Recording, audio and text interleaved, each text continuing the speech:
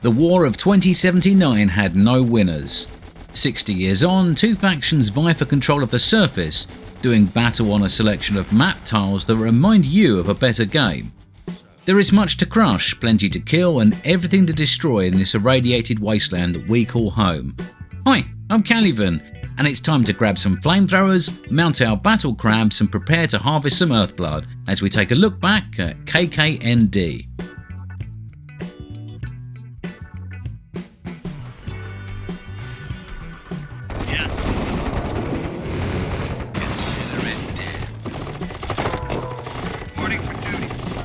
Published by the Australian development studio Melbourne House, KKND was first released in 1997.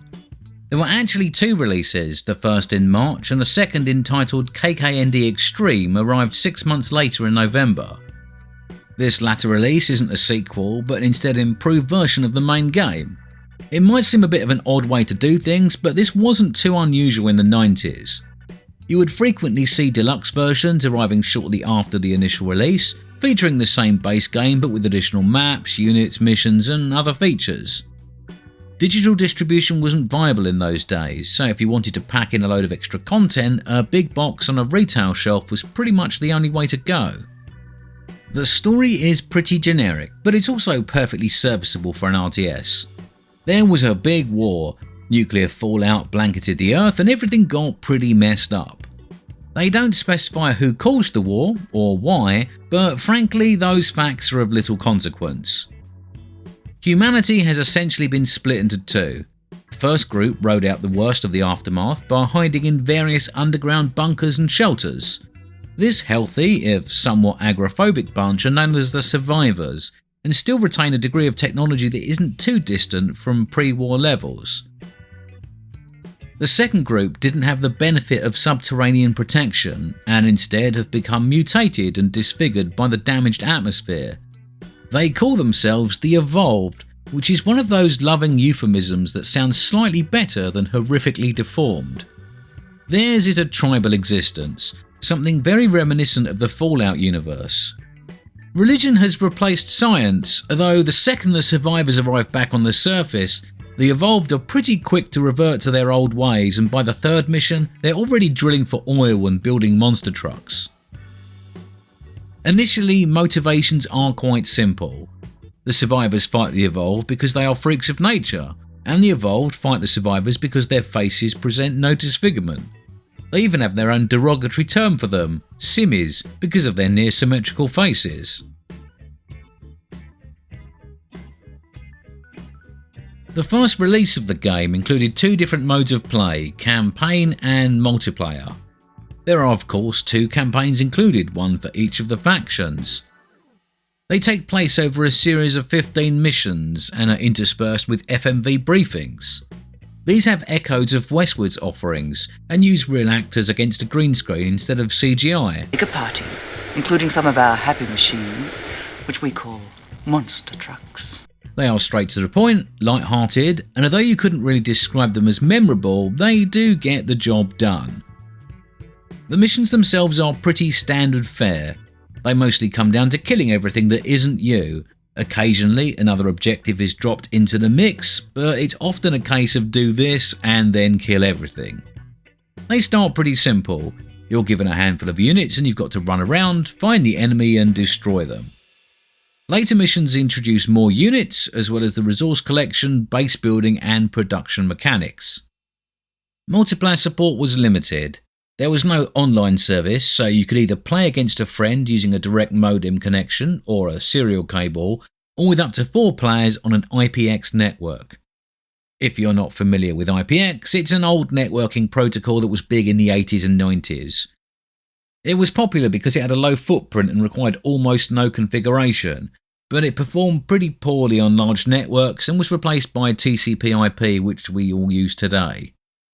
One nice thing about the multiplayer support for KKND was it only required 1 CD for every 2 players, so you could play against a friend without them having to buy their own copy. I think that's pretty nice. KKND Extreme came with a little more. There were no new campaigns, but it did include an extra 20 standalone missions, 10 for each faction. There was also something called Chaos Mode, which was essentially a single-player skirmish game with computer-controlled teammates and opponents. Now, mechanically, the game is about as basic as it could be and still qualify as a fully featured RTS. There are a couple of production structures, a research structure, and a headquarters building. Each faction also has an oil derrick and a power station, which serve as your resource collection and processing facilities. This is all rounded off with 3 different defensive buildings and a repair facility. Thematically, the factions are very distinctive, but mechanically they are functionally the same. The skins might be very different, but all of the buildings are essentially copies, with the only functional difference between them being that the Evolved has 2 different production buildings for non-infantry and the Survivors have just 1. It's a pretty similar case with the units. Both factions have a flamethrower dude, a rocket dude, a grenade dude, and so on, with the only real difference being that the basic Survivor infantry has a gun, while the basic Evolved infantry has a bow. Their health, damage, and cost values do vary a little, but not really enough to notice. There is slightly more variation when it comes to the vehicles, but only a little. The more basic options look very different, but again do pretty much the same thing in the same way for a similar cost. The Evolved Direwolf Rider mirrors the dirt bike, the monster truck mirrors the ATV, and so on. The more expensive vehicles start to diverge a bit more, but they all fill the same sort of role, even if one of them is a tank with a big gun and the other is a giant crab with a big gun.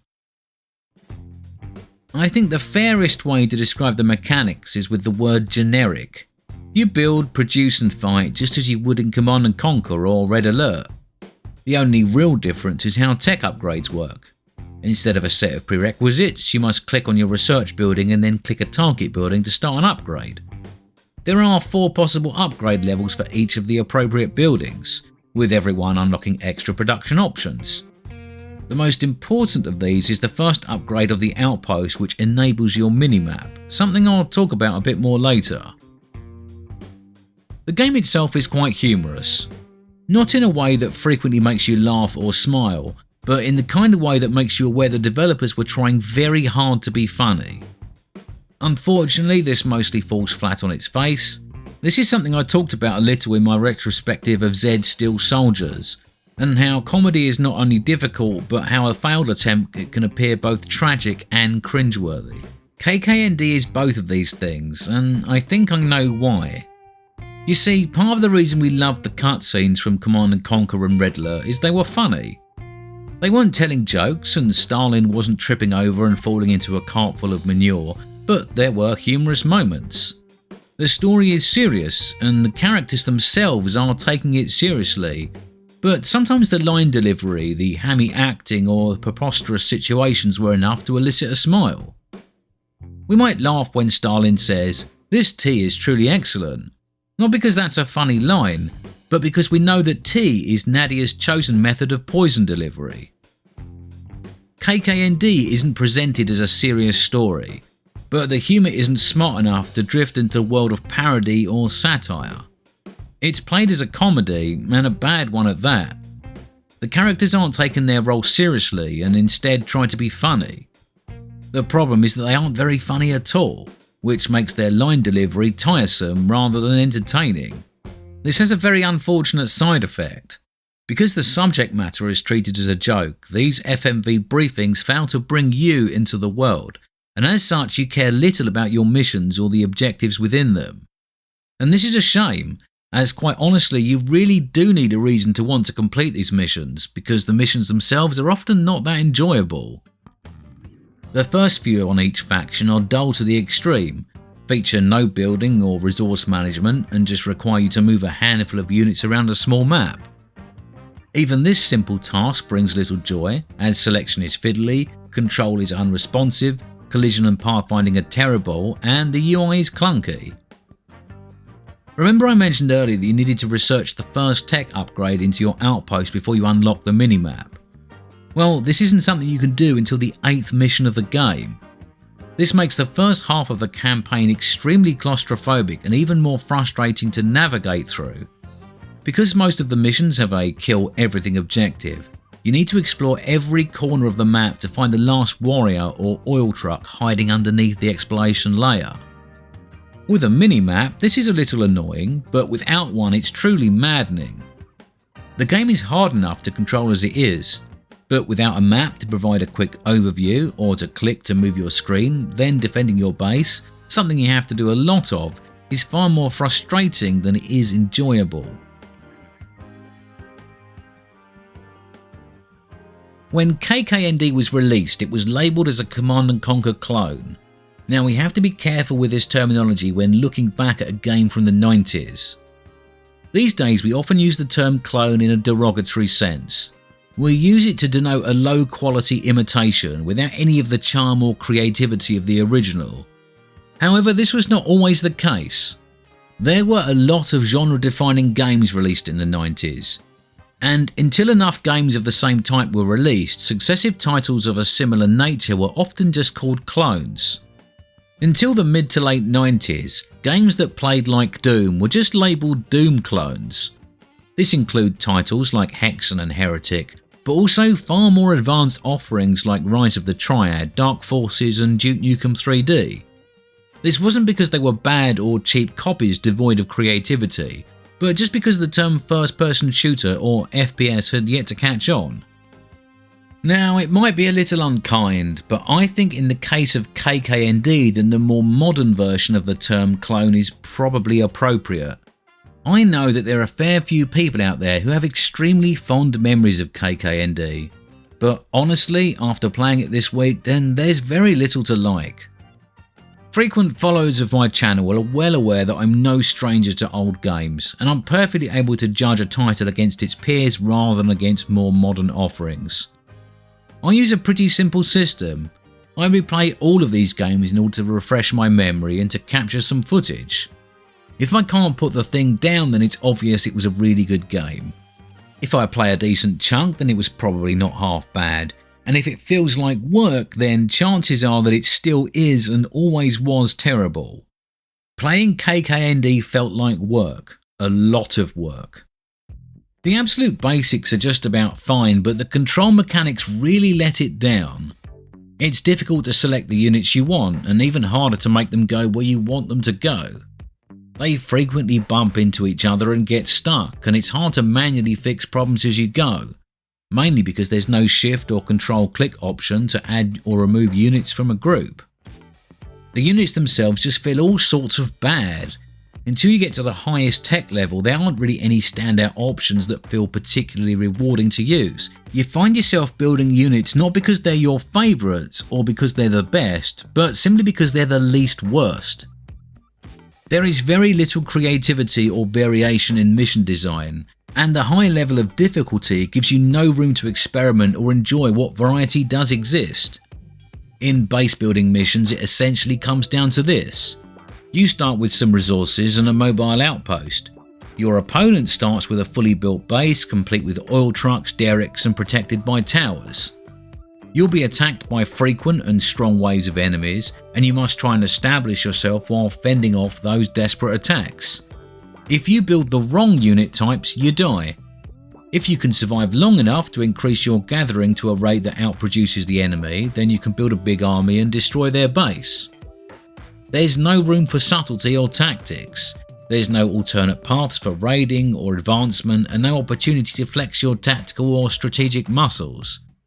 Complex control is far too difficult, and default unit behaviour is far too simple to be able to fight in any other way that isn't a head-on attack. If you try to do anything clever, the enemy units just run past you and make a beeline for your buildings. The backdrop to all of this disappointment and frustration is an extremely repetitive and tiresome soundtrack. There's a grand total of 8 tracks, 4 for each faction. This means that on any campaign playthrough you have to suffer the same 17 minutes of music over and over again. It's not that it's particularly bad, but the repetitiveness really starts to grind on you.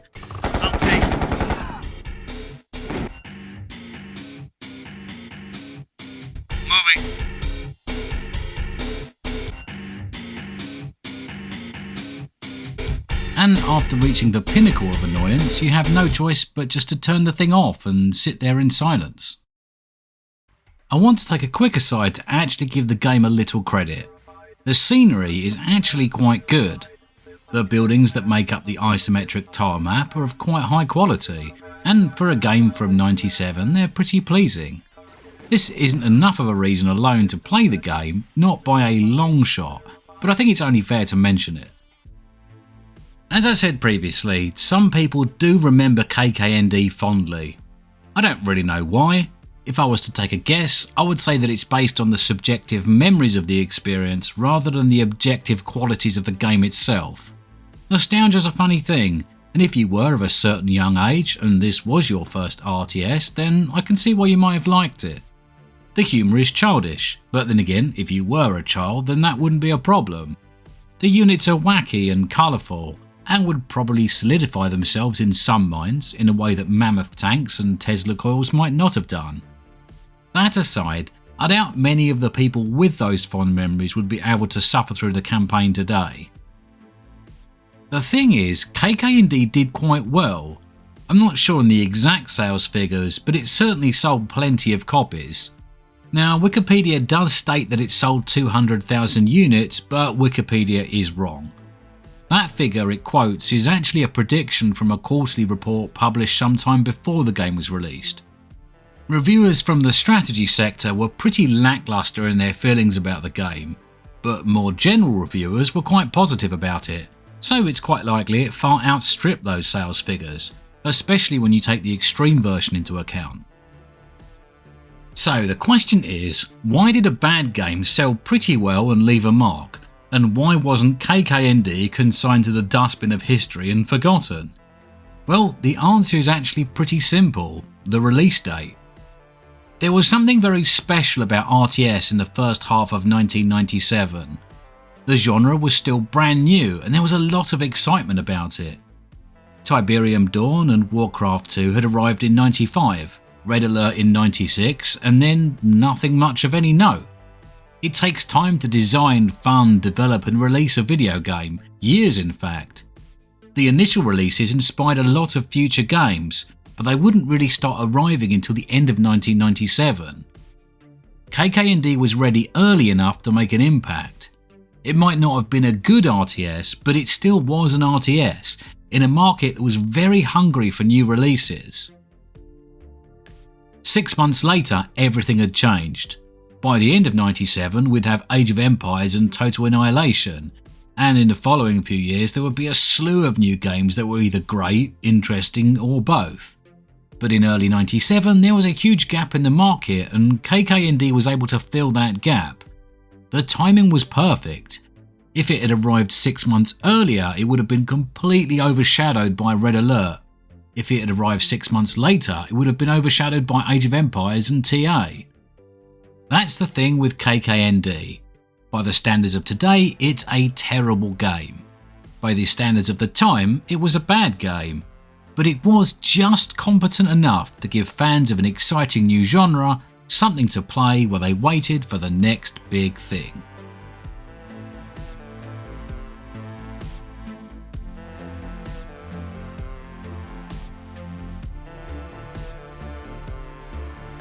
You did a good job rescuing the other Commander, but he did a bad job in getting captured. The symmetry is an abomination. Krush Kill and destroy. Well, that's the end of this chapter of the KKND story, but not the end of the book. In the next instalment, we'll take a look at its sequel, KKND 2, a game that somehow manages to be both better and worse than the original at the same time. Hi there, thanks for watching. If you enjoyed this video, then please click the like button. And if you've got memories of KKND, fond or otherwise, tell me about them in the comments or on the Discord. And as usual, if you want more of this sort of thing, then subscribe to my channel and I hope to see you back soon.